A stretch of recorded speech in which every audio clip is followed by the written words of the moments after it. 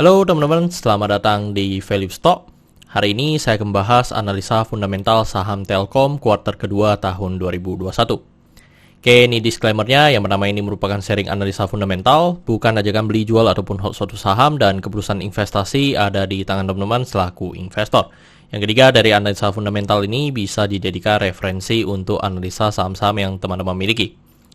Oke, pertama-tama kita masuk ke bisnis model dari saham Telkom ini. Untuk kegiatan usahanya bergerak di bidang usaha penyelenggaraan jaringan dan jasa telekomunikasi.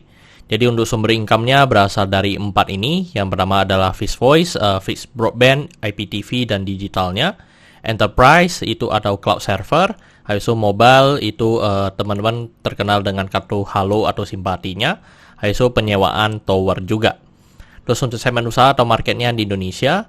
Terkait kasus hukum, saat saya membuat video ini, saya tidak menemukan adanya kasus hukum yang terkait dengan Telkom. Untuk kepemilikan saham dimiliki oleh negara sebesar 52,09% dan masyarakat sebesar 47,91%. Dan kita bisa lihat dari segi pendapatannya untuk saham Telkom ini. Jadi teman-teman, untuk pendapatannya secara kuartal kedua mengalami kenaikan sebesar 3,9%. Dan saya asumsikan kuartal keempatnya memiliki kinerja yang sama dengan kuartal kedua, maka sampai akhir tahun akan mengalami kenaikan sebesar 1,8%. Dan dari segi net profitnya juga mengalami kenaikan, dan kenaikannya sebesar 13,6%. Dan seperti tadi saya asumsikan kuartal keempatnya memiliki kinerja yang sama dengan kuartal kedua, maka sampai akhir tahun akan mengalami kenaikan sebesar 20,2%. Dan dari segi asetnya juga mengalami kenaikan, dan kenaikannya sebesar 6,9%. Untuk dari segi utang juga mengalami kenaikan, dan kenaikannya sebesar 22%. Untuk dari segi modal mengalami penurunan, dan penurunannya sebesar 8,9%. Dan teman-teman, ini merupakan summary laporan keuangannya dari 2014 sampai 2021. Di sini saya akan banyak membahas tentang rasio keuangannya. Yang pertama adalah NPM atau Net Profit Margin.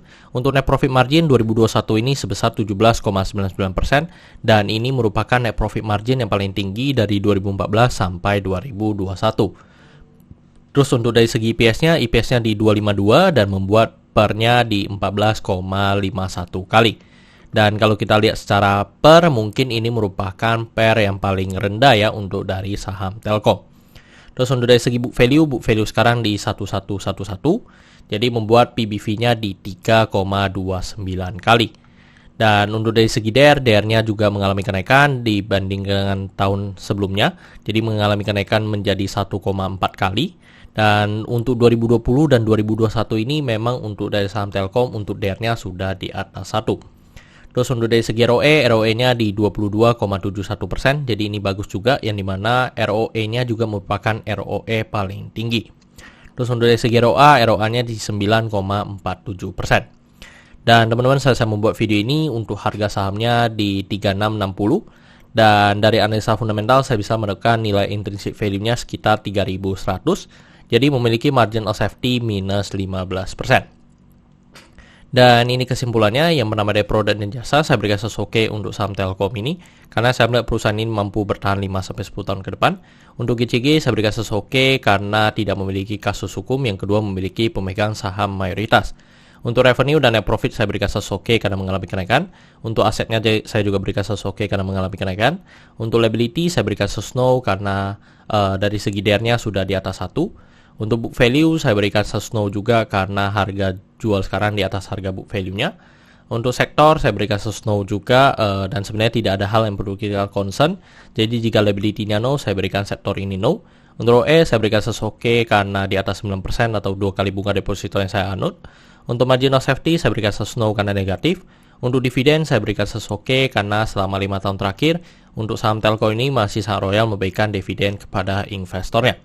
Oke teman-teman, jadi kesimpulannya adalah 7/11, dan pertanyaannya adalah apakah saya akan membeli saham Telkom ini? Tidak ya teman-teman, walaupun secara fundamental memang untuk saham Telkom ini sangat bagus, tetapi dari segi valuasi memang untuk saham Telkom ini termasuk saham yang over value. Oke teman-teman, saya rasa cukup sekian untuk video kali ini. Jangan lupa untuk like dan subscribe. Jangan lupa juga untuk follow saya di Instagram saya di Royken13. Dan teman-teman, saya ada membuat grup Telegram, jadi teman-teman bisa join grup Telegram saya di Value Stock. Untuk linknya teman-teman bisa dapatkan di deskripsi di bawah. Dan jika teman-teman ada kode saham yang ingin saya buatkan analisa seperti ini, silahkan tinggalkan di kolom komentar untuk kode sahamnya. Oke teman-teman, see you in the next video. Bye-bye.